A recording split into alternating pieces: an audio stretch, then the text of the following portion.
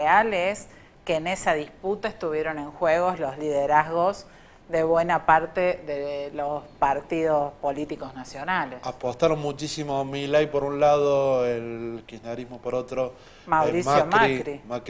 Los dos Macri con todo lo que quedaba del PRO y bueno, otros partidos menores, pero bueno, para hablar un poquito de eso y cómo eso puede trasladarse o no a los demás distritos, estamos con nuestro amigo el politólogo Ignacio Liendo, a quien saludamos. ¿Cómo te va, Ignacio? ¿Cómo les va? Un gusto. Gracias por el contacto, muy amables. Hola, buenas noches. ¿Cómo estás, Ignacio? Muy bien.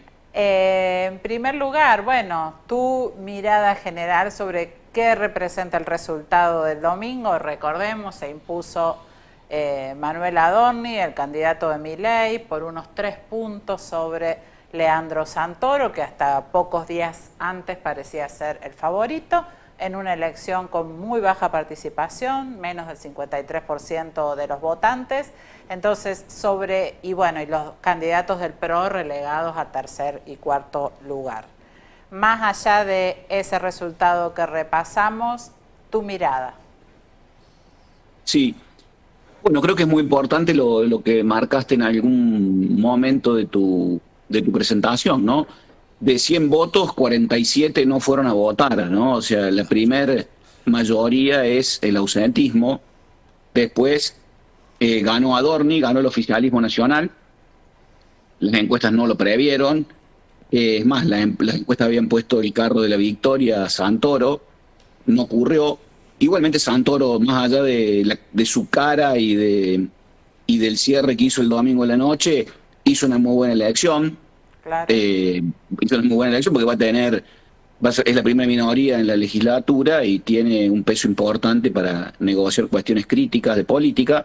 Y después, bueno, el dato más llamativo aún es la muy baja performance del oficialismo local, del PRO, de la señora Los Penato, que era la candidata de Jorge Macri, el jefe de gobierno, y de Mauricio Macri, el jefe del PRO. Ahí el primer apunte es con el diario del lunes, que siempre es más fácil, igual que los gobernadores en el 2023 adelantaron las elecciones pensando que la elección no se iba a nacionalizar, y en este caso sí se nacionalizó porque terminó siendo un plebiscito entre Milei, Macri y el kirchnerismo. Por eso, independientemente de la baja participación, gana, sobre todo en los sectores de más altos ingresos de la capital federal, gana Adorni, gana Milei, gana Karina Milei, que fue quien eligió la estrategia de chocar directamente con los Macri. Y lo que se ve claramente es que el oficialismo nacional, a pesar de esa situación de apatía general, sale fortalecido de cara a octubre, se posiciona de cara a octubre de una manera favorable, y el PRO ahora está en vías de extinción, incluso su propio bastión va a tener dificultades con la gestión de aquí a 2 años, y Mauricio Macri y Jorge Macri de no rendirse abiertamente ante Javier Milei, tendrá él que participar, Mauricio concretamente, en las elecciones, tendrá que postularse como senador, si quiere seguir teniendo algún peso político. Y la otra cuestión es ahora cómo van a ir a la elección de la provincia de Buenos Aires, si la Libertad Avanza va a subsumir al PRO llevándose a sus dirigentes o va a haber un acuerdo. Esa es la discusión de esta semana. Ahí hay 2 hombres claves que responden a Macri y a Macri, concretamente a Mauricio Macri, que son Ritondo y Santilli, están negociando y están viendo qué hacen. Ese tipo de formato también después, si querés conversamos, tiene repercusiones en Córdoba también. Exactamente. Y el objetivo final, o sea, el logro estratégico, si querés, del gobierno, más allá de la elección puntual, que es un hito en ese camino, es fortalecer el liderazgo de Javier Milei y quedarse con todo el espectro político del centro a la derecha. En ese sentido, ese es el valor estratégico que tiene para el oficialismo nacional, en un contexto en el que la oposición no está claro quién es, el peronismo está de alguna manera o en vías de unidad o en vías de fragmentación en la provincia de Buenos Aires, está débil, sus figuras son cuestionadas, entonces tiene de alguna manera, si no hubiera unidad ahí, asegurada también la victoria en la provincia de Buenos Aires, si no hubiera unidad del peronismo y diera pelea el peronismo en todos los distritos, ¿no? Habría que ver esa cuestión en el futuro, pero bueno, la elección del domingo le abrió los mejores caminos que se había planteado el oficialismo nacional en ese sentido, ¿no? Ignacio, esta mañana lo escuchaba Jaime Durán Barba, que fue el armador. Algunos plantean que fue el artífice de que Macri haya sido presidente, que lo acompañó incluso desde su jefatura de gobierno porteño al expresidente, y plantea un poco los errores que fue cometiendo Macri hasta llegar a este, que prácticamente, como decía recién, es el certificado de función. No sabemos porque la política argentina es muy dinámica y nos sorprende a veces, pero sí es un gran peso esta pérdida, ¿no? ¿Qué le pasó a Macri?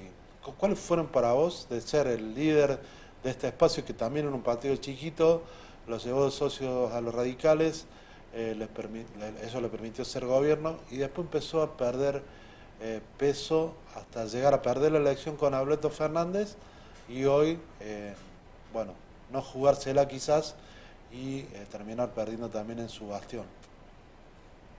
Sí, mira, Mauricio Macri bueno, fue presidente de la Nación, ¿no? Siendo hijo de uno de los referentes del mundo empresario, por llamarlo de alguna manera, de los 70, los 80 y los 90 y entrado a los 2000, me refiero a su padre, Franco Macri, siendo hijo directo de Franco Macri y todo lo que eso representaba, él hizo su propio camino, primero de manera muy estudiada, muy trabajada en la presidencia de Boca, de la misma manera, ya con la intervención en alguna instancia no inicial, pero inmediatamente posterior, de Durán Barba en la jefatura de gobierno porteño, fue acumulando poder hasta que hábilmente funda Juntos por el Cambio, ahí el radicalismo en aquella famosa convención de Gualeguaychú, si mal no recuerdo, Sí. estaba en la opción de Macri u otro tipo de alianza, eligieron por Macri, tanto Sanz como Morales en ese momento se definió a favor de Macri, Elisa Carrió se sumó, armó una coalición que representó el cambio concretamente después de varios años de gobiernos de Néstor y Cristina Kirchner, presentaron sobre la estela de lo que había sido aquello que se conoció con el conflicto con el campo y sobre un fuerte enfrentamiento de aquel oficialismo kirchnerista con los grandes conglomerados de medios, estaba la opinión pública como para un cambio, y ellos proveyeron la figura del cambio y todo un equipo, mucho trabajo detrás, mucha experiencia en la ciudad, muchos tanques de pensamiento, pensando política, muchas alianzas internacionales, y se hicieron con la presidencia. Recordemos que Cristina Kirchner les ayudó bastante, ¿no? Poniendo a Aníbal Fernández como gobernador, Randazzo se había negado a candidato a gobernador, poniéndolo a Scioli. Bueno, toda esa cuestión que es historia. Así todo, Scioli perdió por un punto y medio, nunca se supo qué pasó ahí. Inició su gobierno y amplios sectores del Círculo Rojo y del electorado pedían reformas más radicales, pero fundamentalmente Marcos Peña y otros que tenían una visión centrista del gobierno, lo llevaron por el camino que lo llevaron, sumó a las mismas figuras que están ahora, no generaron las transformaciones que se están generando ahora, pero sí el mecanismo fue el mismo. A partir del 2018 comenzaron con el carry trade, con el endeudamiento, y bueno, el mismo modelo que están haciendo ahora, pero más light. En el camino lo que le pasó fue que surgió alguien que tomó el mismo discurso, pero lo hizo de manera más radical, ¿no? Exactamente, entonces ahí, después, bueno, hábilmente Cristina Fernández inventó la presidencia de Alberto Fernández, que ya sabemos lo que significó ese tutelaje. Después algo inédito en la historia de la humanidad, la pandemia, en los desaciertos del gobierno hicieron posible el ascenso de Milei. Pero ahí hay un dato clave acá que me gustaría resaltar, que es que en aquellos equipos de Durán Barba y Marcos Peña trabajaba Santiago Caputo. Claro. Y claramente este chico que es muy joven, incluso ahora creo que tiene menos de 40 años, él identificó esta rotura que había en la sociedad, este hartazgo que había con cierto formato, y delineó un discurso y una estrategia política que fue muy exitosa. y como dijo Cristina Fernández, cuidado con estos dos chicos, refiriéndose a Milei y a Villarroel, hace 2 años estaban sentados al fondo, eran diputados, ahora son presidente y vicepresidenta. Bueno, en el medio ocurrió el fin del gobierno de Fernández y todo lo que eso significó, y toda esa estrategia comunicacional dio su fruto y empezó el nuevo gobierno. Y Macri no pudo retener el poder, aunque hizo una remontada muy grande entre las PASOs y las generales, recuerdan ustedes, se puso la campaña al hombro, él, Pichetto y pocos más. No obstante, igualmente perdió porque no había alcanzado a traccionar, a gobernar, y no había podido sostener las variables básicas de la economía argentina, que son las que siempre están pendientes la gente, el dólar, la tasa, la inflación, etcétera. Entonces, bueno, el gobierno no le alcanzó, ¿no? A pesar de la remontada.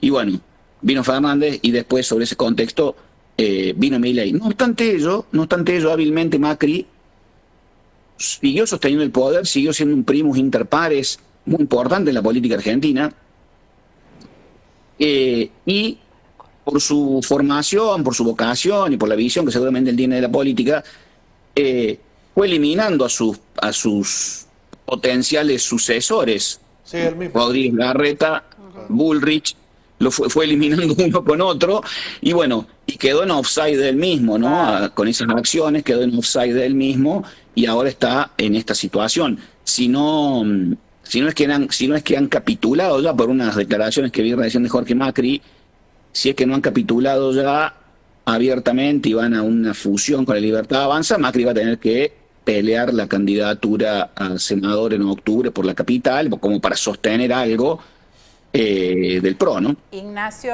esa construcción de Macri también articuló la oposición cordobesa desde 2015 hacia Claro. acá, ya va una década. ¿Qué crees que va a pasar? Porque va a haber consecuencias después del resultado en la ciudad de Buenos Aires, pero sobre todo en función de dónde termine el PRO, en qué tipo de relación con la Libertad Avanza y con el radicalismo también, ¿no? Por ahí en Claro. la articulación nacional el radicalismo está súper diluido, pero en las provincias no están así. Tal cual. Bueno, Córdoba es muy particular, ¿no? Porque bueno, una provincia es un distrito muy grande, ¿no? El segundo distrito más grande, o casi tan grande como la capital federal, como Santa Fe. Obviamente va peleando el segundo, tercer, cuarto puesto con esas provincias después de Buenos Aires, ¿no? De la provincia de Buenos Aires, me refiero. Son un electorado muy grande. Es una sociedad muy dinámica, con un entramado productivo muy particular, muy denso en el buen sentido del término, y con 420 y pico municipios, donde hay una larga tradición de la Unión Cívica Radical en los municipios, ¿no? Ese es un dato. El otro dato, volviendo a la historia que hacíamos recién, el kilómetro cero de Juntos por el Cambio, de Cambiemos, había estado en Marcos Juárez, recordarán ustedes, ¿no? Exactamente, 2015. Exactamente, 2015 fue la primera elección, ahí se testeó, después el éxito de Macri mayor lo tuvo en Córdoba, y después Milei también, ¿no? Es como que hay un overlapping, ¿no? Una superposición de los electorados ahí que hábilmente usufructuaron unos y otros. Y con una particularidad que es una verdadera particularidad en la política argentina, que es Unión por Córdoba, Hacemos por Córdoba, el peronismo cordobés, como quieras llamarle, que es el oficialismo provincial desde 1999, con una gran habilidad de sus fundadores y sucesores de pararse a caballo de ese formato antropológico y sociológico del electorado y generar una alternativa diferente. Bueno, Milei viene a trastocar todo eso, ¿no? Exactamente. Porque por ahora tiene un dilema muy grande. Primero, el presidente de la Unión Cívica Radical, Marcos Ferrer, el intendente de Río Tercero, tiene un dilema muy grande. ¿Va con la lista 3 o hace una alianza con Milei? De Loredo tiene más claro de hacer una alianza. ¿Qué va a pasar con Juez? Que no viene de la fila del radicalismo, pero teóricamente tenía una alianza con De Loredo. ¿Qué va a pasar con las astillas de Juntos por el Cambio? ¿Qué va a pasar con la Libertad Avanza? Muy probablemente, por lo que estamos viendo, Karina Milei diga, no, vamos Obvio. con una lista violeta, ¿no? Y O después, cuanto bueno, más ofreciendo el tercer o el quinto puesto a alguien de otro claro, partido, pero no, en claro. este momento no se avisora que vaya a entregar la candidatura a un extrapartidario, ¿no? Porque el formato funciona para, si bien no le fue bien en Santa Fe, pero tampoco le fue tan mal en Jujuy, en Salta, en Chaco, etcétera. Entonces, y le fue muy bien en Buenos Aires, descontando lo que ya dijimos de la participación. Entonces, muy probablemente eh, también en Córdoba propongan una lista violeta propia. Bueno, estamos ante un escenario inédito. En este escenario, el ex gobernador Schiaretti, que es el hombre más reconocido de la provincia y el que más intención de voto tiene un fuerte incentivo a no participar, siendo que se lo presiona desde la gobernación para que así sea. Digo, presiona por una economía de palabras, o sea, se lo invita a participar, pero no hasta Y el momento no se da en ese habrá que sentido, ¿no? ver si termina consolidándose en una sola oferta la oposición, porque si se presenta una lista libertaria, por ejemplo, y otra radical, muy posiblemente Schiaretti sí se presente. Yo no la veo Claro, tan clara todavía que el resultado haga que no se presente Schiaretti, que el resultado de ese, Cava. sí, eso que vos decís me parece muy importante, es un escenario muy posible que si hay una fragmentación en el espectro opositor, puede beneficiar al oficialismo provincial, ¿no? Y entonces en ese caso sí podría presentarse Schiaretti. Después, recordemos que Schiaretti le fue muy bien en el 2023 en la campaña, en el debate, sacó 6 puntos a nivel nacional, no es poco, tuvo una muy buena participación en el debate, eso impactó comunicacionalmente, lo votó mucha gente. Entonces él comenzó desde ese momento e intensificó este año un armado a nivel nacional, entonces los dirigentes de otras provincias con las que él participa en ese armado y su gente también lo invitan a que se presente para validar esos armados si es que de verdad van a participar en el 2027 en el presidencial. Entonces se da un escenario inédito, como decía recién Fernando, la política argentina es contingente por naturaleza, todo cambia, todas las elecciones son distintas, pero eh, verdaderamente estamos ante un escenario inédito por la irrupción de la Libertad Avanza y cómo se viene moviendo, ¿no?